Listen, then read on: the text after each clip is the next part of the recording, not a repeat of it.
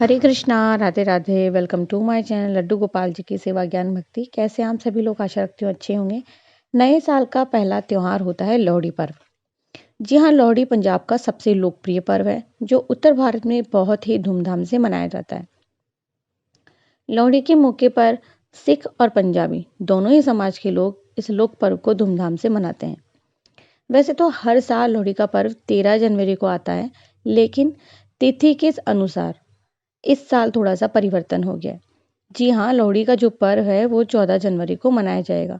लेकिन आप जानते हैं ना, बहुत से लोग इसको मानते हैं, बहुत से लोग नहीं मानते हैं। तो लोहड़ी का पर्व ना पौष के महीने में मनाया जाता है और बहुत ठंड होती है पौष के महीने में। चलिए जानते हैं कि कैसे मनाया जाता है लोहड़ी पर्व। लोहड़ी पर्व के जो ऋतु आने वाली होती है जिसमें बहुत ठंड होती है, तो लोहड़ी के दिन ना बहुत सारी लकड़ियाँ और कपास जलाते हैं और जलाकर आसपास का जो भी एरिया होता है वो रंगोली से, फूलों से सजाया जाता है और उस आग के चारों ओर सभी लोग नाचते हैं और लोहड़ी की जो अग्नि होती है उसमें मूंगफली और रेवड़ी, तिल, मक्के के दाने ये सब डालते हैं। साथ में ही लोकगीत गाते हैं और संगीत करते हैं। बहुत सारे लोग डांस करते हैं। पंजाबी ढोल के साथ में करते हैं। पंजाब का खाना यानी कि मक्की की रोटी और सरसों का साग इस दिन खाया भी जाता है, बनाया भी जाता है और बहुत सारी मिठाइयाँ इसके साथ में बनाई जाती हैं। लोहड़ी के दौरान अग्नि के चारों ओर चक्कर काटे जाते हैं और ये पुरुष, बच्चे और महिलाएं सभी मिलकर चक्कर लगाते हैं और फेरे लिए जाते हैं। तो लोहड़ी के दिन लोग अग्नि के चारों ओर फेरे लगाकर गीत गाते हैं, मंगल गीत गाते हैं, नाचते हैं, धूमधाम से इस पर्व को मनाते हैं, आनंद लेते हैं। पंजाबी और सिख घरों में जिनके यहाँ नई शादी होती है या घर में बच्चा होने की खुशी होती है, लोहड़ी के पर्व का आयोजन वहाँ विशेष किया जाता है।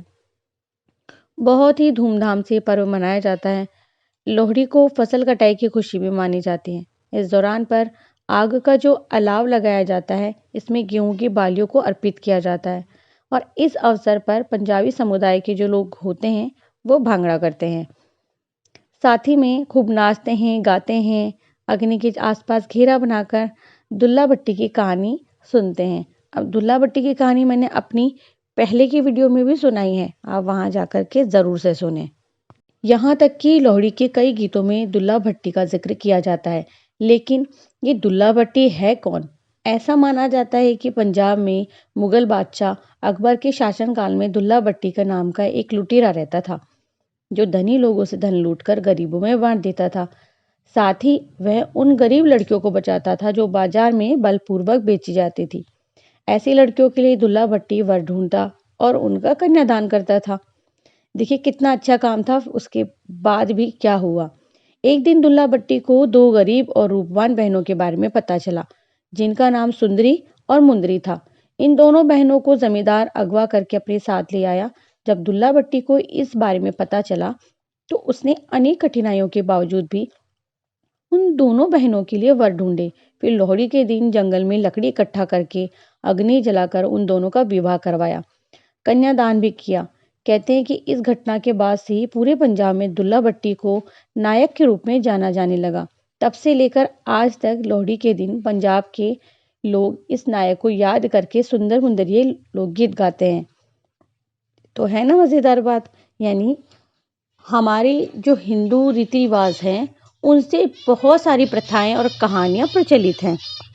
तो पंजाब की ही तरह ये जो त्योहार है और भी जगह मनाया जाता है, जैसे कि हरियाणा में, हिमाचल प्रदेश में, दिल्ली में, उत्तराखंड में, जम्मू में, बहुत सारी जगह ये त्योहार मनाया जाता है। लोहड़ी का जो ये पर्व है ना, काफ़ी बड़े पैमाने पर बहुत धूमधाम से मनाते हैं।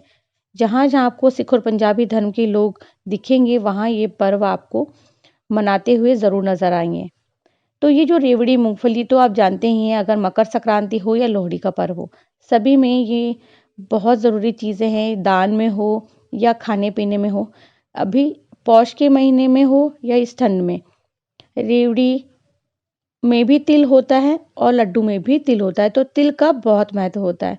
लोहड़ी के लिए बच्चे ना बहुत सारी चीज़ें अपने मम्मी पापा से लेते हैं और बच्चे भी लोहड़ी का जो पर्व होता है इसे खूब धूमधाम से नाचते गाते मनाते हैं। तो पंजाब की जो नायक थे दुल्ला भट्टी, जैसे कि मैंने आपको बताया, वो अधूरी कहानी थी। इसकी कहानी बहुत बड़ी है और पंजाबी समाज के लोग उसे सुनाते हैं। और मेरी जो पिछले साल की वीडियो है, मैंने उसमें आपको पूरी कहानी सुनाई है। इससे जुड़ी और भी प्रथाएं हैं।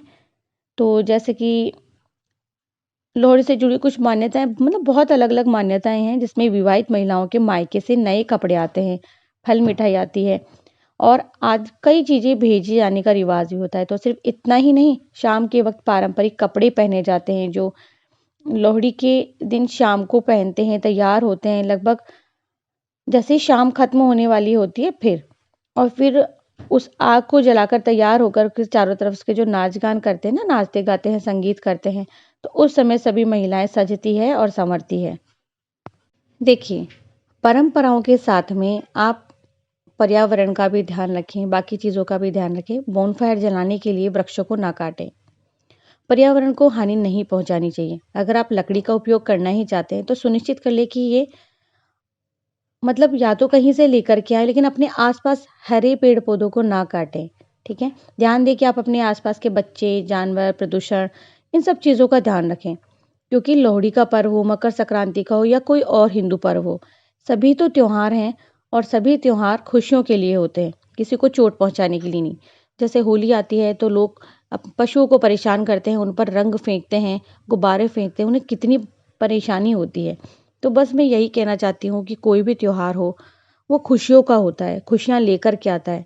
तो हमारे त्योहारों से किसी भी पशु को, पक्षी को या जानवर को हानि नहीं होनी चाहिए।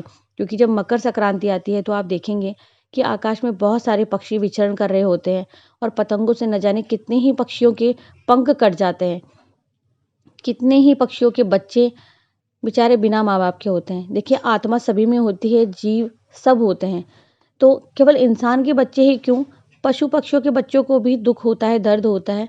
तो मैं यही कहूँगी कि त्योहार मनाएं, लेकिन खूब धूमधाम, सुख शांति और पर्यावरण की बाकी चीज़ों का ख्याल रखते हुए। तो आशा करती हूँ कि आपको ये वीडियो पसंद आया होगा। अगर पसंद आए तो प्लीज़ एक लाइक कर दीजिएगा, साथ में प्यारा सा कमेंट भी कीजिएगा, ताकि आप लोगों के कमेंट से ही मुझे प्रोत्साहना मिलती है और आगे की और मैं अग्रसर होती हूँ, ताकि मैं बाकी बहुत ही प्यारी प्यारी वीडियोज़ आप लोगों के लिए लेकर आती रहूँ। तो मैं मिलती हूँ नेक्स्ट वीडियो में, और आप सभी को, जो भी मेरे पंजाबी और सिख भाई है, बहन है, माता पिता है, जो मुझसे बड़े हैं मुझे आशीर्वाद दें, और जो मुझसे छोटे हैं उन्हें ढेर सारा प्यार, ठाकुर जी का आशीर्वाद उन्हें मिले। तो आप सभी को लोहड़ी पर्व की ढेर सारी शुभकामनाएं। मैं मिलती हूँ नेक्स्ट वीडियो में, तब तक के लिए हरे कृष्णा, राधे राधे।